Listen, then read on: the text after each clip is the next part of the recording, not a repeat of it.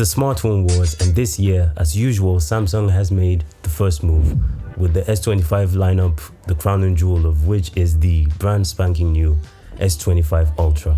After the live presentation, I went on web forums and on Twitter to have a sense of what people were thinking about these phones, and I was met with mixed reviews. For some, it was a breakthrough, and for others, it was just more of the same.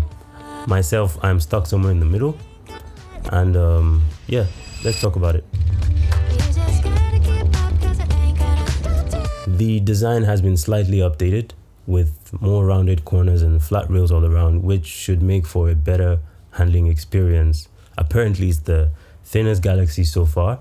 The frame is titanium, as we all expected, and the bezels are 15% thinner, which takes the overall screen real estate all the way to 6.9 inches. Yay! Every fraction of an inch counts, I guess. The screen is 34% stronger with the help of the Corning Gorilla Armor 2, and the anti-reflective coating, which was one of the major highlights of the last generation, has been updated as well. The panel gets up to 2600 nits of peak brightness, which is the same as the last generation, and yeah, same refresh rates spanning from 1 to 120 Hertz. Nothing exciting going on in the display department. In terms of performance, these bad boys come strapped with the octa-core Snapdragon 8 Elite for Samsung, which is the same as the one in the OnePlus, but probably overclocked and a bit optimized for Samsung's particular software processes. The CPU gives allegedly 37% faster computing, the NPU 40% faster AI processing, and the GPU 30% better graphic experience, whatever that means. There's a larger vapor chamber which, combined with the new processors, should lead to a longer lasting battery, less overheating, better performance. They say this every year.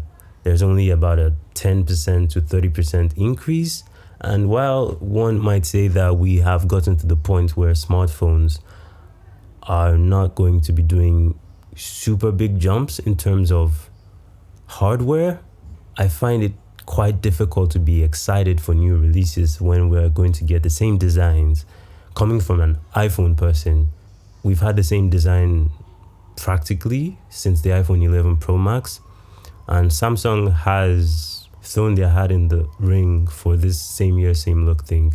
I always had this love affair in my head with Androids and the way their designs change from generation to generation, the availability of different colors. That's not the case anymore. And with Samsung, this is even more so because they have gotten this design down pat and they are deciding we are not going to change this or anything. So while there are little cosmetic changes, it still doesn't inspire any. In terms of cameras, they're still the same. They've kept the same 12 megapixel front camera, 200 megapixel main camera at the rear, 10 megapixel telephoto for 3x optical zoom, 50 megapixel periscope telephoto for 5x zoom, and there is a new 50 megapixel ultra wide from the previous 12 megapixel. Still the same old Samsung camera system, very, very good. And hopefully with the new AI systems in place and software polish, hopefully better pictures. But in terms of hardware, same. One thing I'm excited about though is the new 10-bit HDR video recording with log optional and the option to record videos with baked-in LUTs. That is a good one. I am quite interested in seeing how that will stack up to the Apple ProRes log situation, which is what I'm using now with my iPhone 15 Pro Max. It'll be quite interesting to see if they nail it with this first try, but I would assume that the color science has been polished as well as it could be for this first release, but we'll see. I will work on getting my hands on one of those and testing it. Oh, and the battery is practically the same as last year's with a 1-hour video playback bump, which is insane considering we're seeing more phones coming out with much better, dramatically better batteries in the same body. And I am very, very surprised that Samsung did not go along with this trend. The battery is the same, guys. The battery is the same. Regarding the S Pens, no more Bluetooth. They look identical to the last generation, but no more Bluetooth. According to Samsung, only about 1% of users use the air command and camera shutter controls with the S Pens, and so that's gone now, completely gone.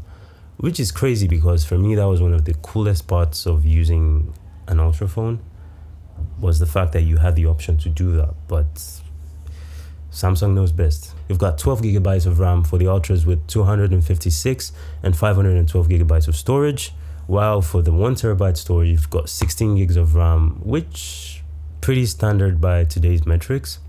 Nothing to go crazy about, nothing to be mad about. It's just more of the same. The phones are running One UI 7, which is Samsung's take on Android 15, and they are promising 7 years of software support, which is great, frankly. And now we come to the meat of the matter, the golden goose, the focus point of this entire presentation from Samsung, and the focus of all phone operating system development in the past 4 or 5 years, and that is the AI integration. The Pixel phones showed us how AI could be integrated properly with Android, and Samsung are doing things a little bit different. Let me give you a quick run through. You've got personalized AI, which learns your habits and uses that information to craft an experience that is unique to you.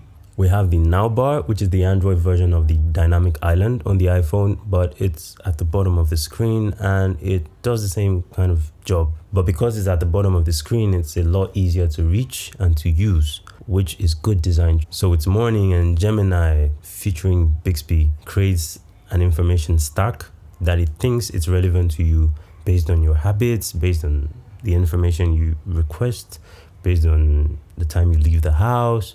It tells you if there's going to be traffic. It tells you to take an umbrella, things like that. Personalized AI 2025, guys. Circle to search has hit the gym. Now you can hum music to it and it'll try to make sense of it. It can pick up background music in YouTube videos or movies that you're watching and do a Shazam for you. You've got call assist, where if you record a call, it transcribes that call to chat format, and it's quite accurate, allegedly. Like I said before, Bixby and Gemini are better integrated, which leads to the ability to make more complex queries. For example, you could tell your phone to search up certain things and add them to calendar or add them to your notes or send them as a text. And because Bixby has access to your native apps and Gemini has access to all the processing power that Gemini has access to, it works better. Sorry, Siri and Apple Intelligence. You've got Portrait Studio, Generative Edit, and Audio Eraser, which are on-device options and do not require any internet. And of course, you've got Sketch to Image. These are functions that I feel good about, to be honest, but I just find it so difficult to be excited. There's no Qi 2 wireless charging, which means if you want to have the full MagSafe experience, you're going to have to buy a case, which has magnets embedded. And I think that is a major miss, to be honest, because for the price, for the hype, you should have Qi 2, guys. You should have Qi 2. There is no fast charging still. It's still capped at 45 watts. I don't know if that is going to change, if they are going to release chargers that are able to handle more than that, but we're stuck at 45 watts, which means slower charging. Of course, it means your battery doesn't degrade as quickly, but you know, yeah, I would have liked to see a faster charging capacity for the Samsung 25 Ultra.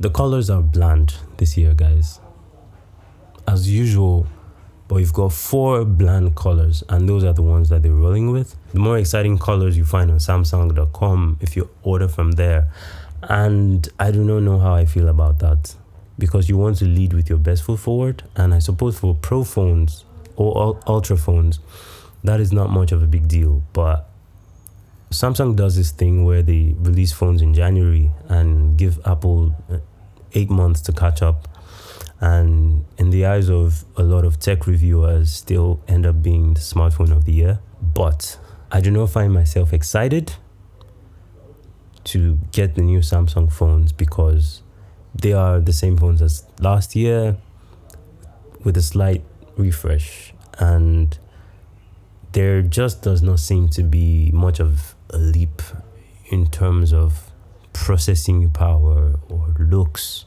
or features. And I think we've gotten to the point where smartphones are not for excitement anymore. It's just little improvements in trying to stay ahead of the competition. With AI being the focus of all companies now, and not just smartphone companies, but also social media companies, academic work with Grammarly and the rest of it, you find that hardware does not seem to be quite the catch anymore. And I don't know how I feel about that. I feel phones are now more boring.